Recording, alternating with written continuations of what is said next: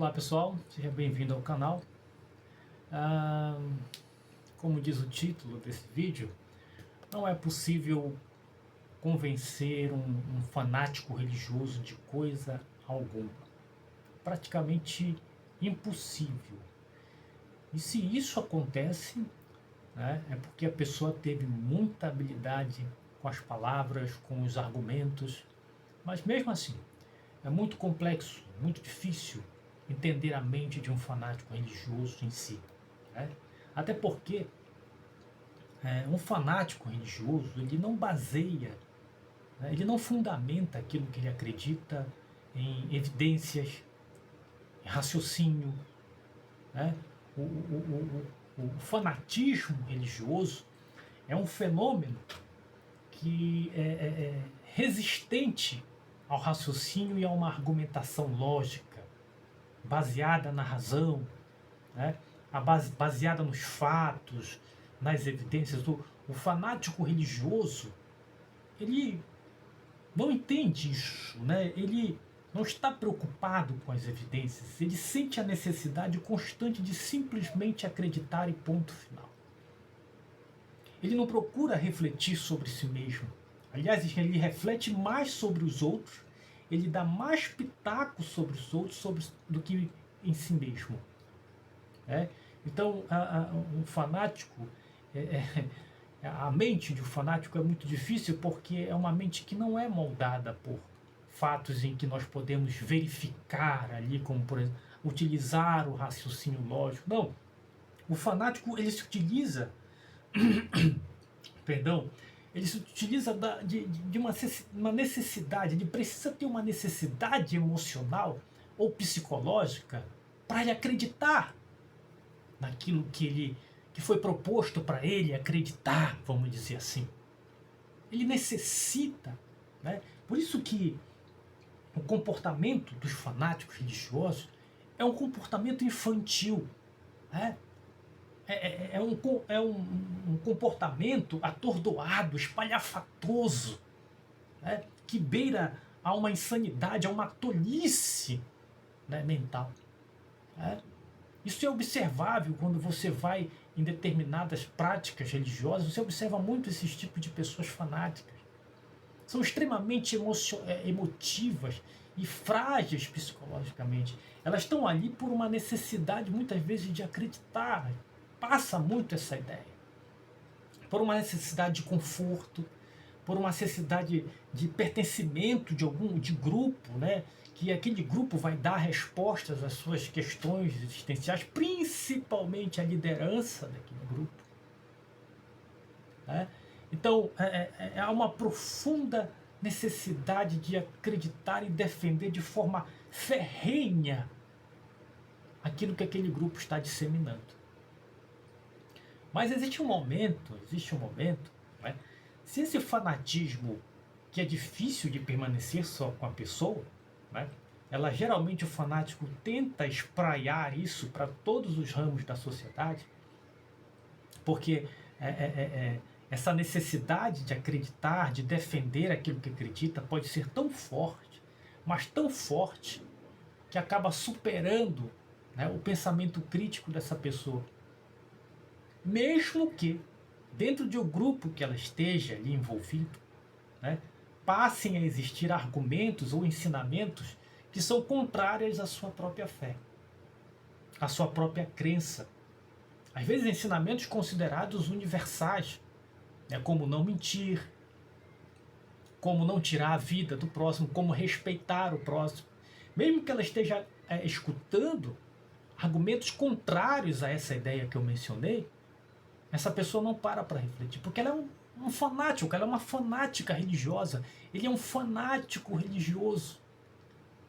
E o fanatismo, essa fé cega, essa fé que tapa, que veda os olhos dessa pessoa, passa a se tornar uma parte essencial da identidade desse indivíduo.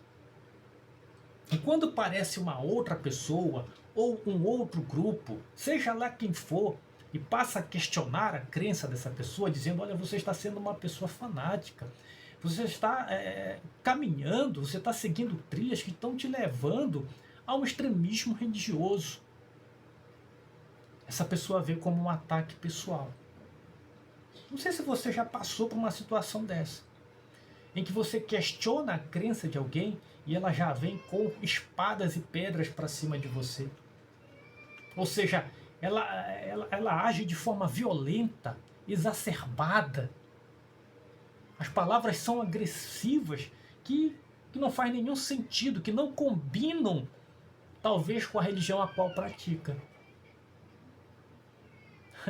Então, às vezes isso nos dá a ideia de que todos esses religiosos são fanáticos, né?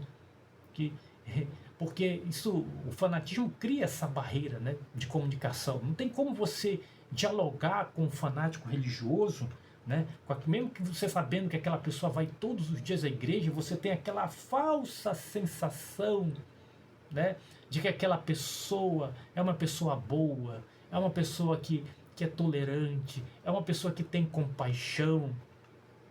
Mas no fundo não tem discussões com essa, não tem discussão, não tem diálogo com esse tipo de gente, porque o fanatismo ele é alimentado.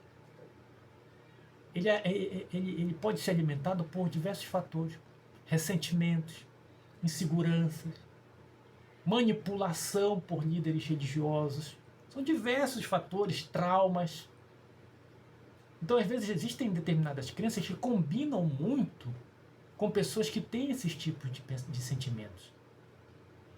E aí essas crenças passam apenas a aflorar esses sentimentos essas emoções de ressentimento, de trauma, de fanatismo. Elas apenas aguçam esses sentimentos na pessoa que tem essa tendência a ser um fanático, a ser um extremista religioso.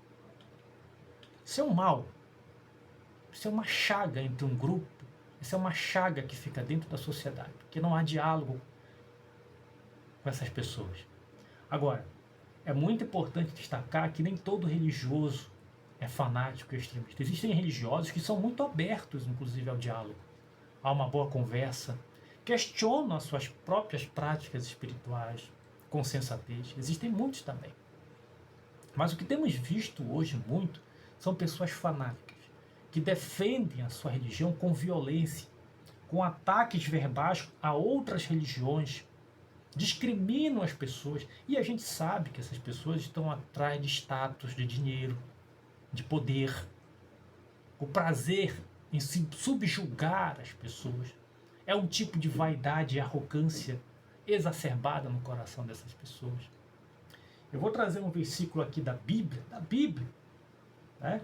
Já que o cristianismo é praticado por muitas pessoas no nosso país, aqueles que se dizem cristãos e que frequentam as igrejas de segunda e domingo, que dizem que lê esse livro aqui, né? Tem uma passagem, deixa eu ver se eu encontro aqui. Atos dos Apóstolos, capítulo 8. E a gente sabe que Atos dos Apóstolos é um livro que narra praticamente toda a história da igreja pós-morte de Jesus Cristo, né? E aí fala de praticamente o cara que criou as mais diversas doutrinas para a igreja cristã na atualidade, que é o apóstolo São Paulo, né?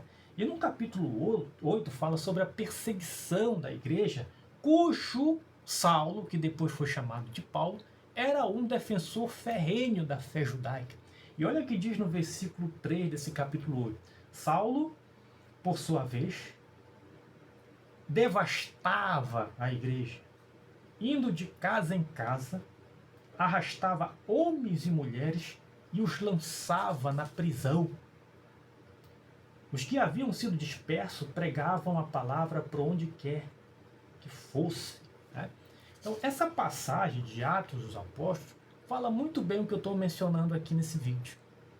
Até que ponto o fanático, o extremista religioso, ele é capaz de cometer atos de violência para defender a sua crença, a sua fé. Mas um detalhe, o apóstolo Paulo aqui, né, ele mesmo relata em Atos dos Apóstolos como ele perseguia os cristãos da sua época, sendo ele judeu, os atos de violência, ele arrastava, ele devastava, ele era violento. Mesmo depois da sua conversão, ele continuou sendo um fanático religioso, mas agora do outro lado. do outro lado. Tá entendendo? A identidade dele era o fanatismo. Essa é a identidade do fanático religioso. Eu posso ser um cristão fanático religioso e posso me converter, por exemplo, a outro tipo de crença religiosa, ao islamismo, ao espiritismo. Eu posso me converter a qualquer tipo de crença e me tornar nessa outra crença um fanático também. Isso não significa que eu me convertendo a uma outra crença, a um outro tipo de conhecimento religioso, eu vou deixar de ser um fanático e um extremista. Não.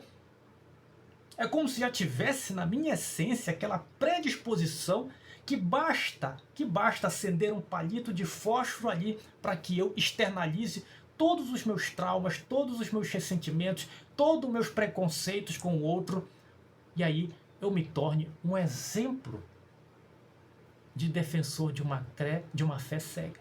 É isso lá que está em Atos dos Apóstolos.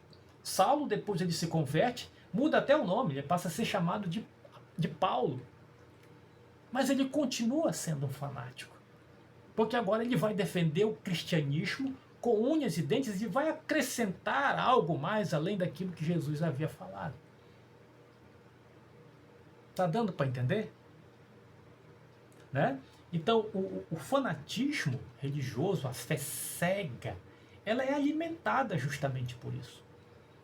Por doutrinas que envolvem discriminação, pessoas que são inseguras, né, de si, traumas, ressentimentos, uma série de fatores. Por isso que é muito difícil de convencer um fanático, um extremista religioso, muito difícil de convencê-lo através de evidências, de fatos, do raciocínio lógico. É muito mais fácil convencer um fanático através de ilusões, de emocionalismo. Está aí o apóstolo São Paulo. Né? Indo de cavalo para um certo local, ele viu uma luz, ele caiu e ficou cego não sei quantos dias. É muito fácil, mais fácil convencer uma pessoa, um fanático religioso dessa forma, do que você trazer evidências, fatos verificáveis para essa pessoa. Ok? Até a próxima, pessoal. Tchau, tchau.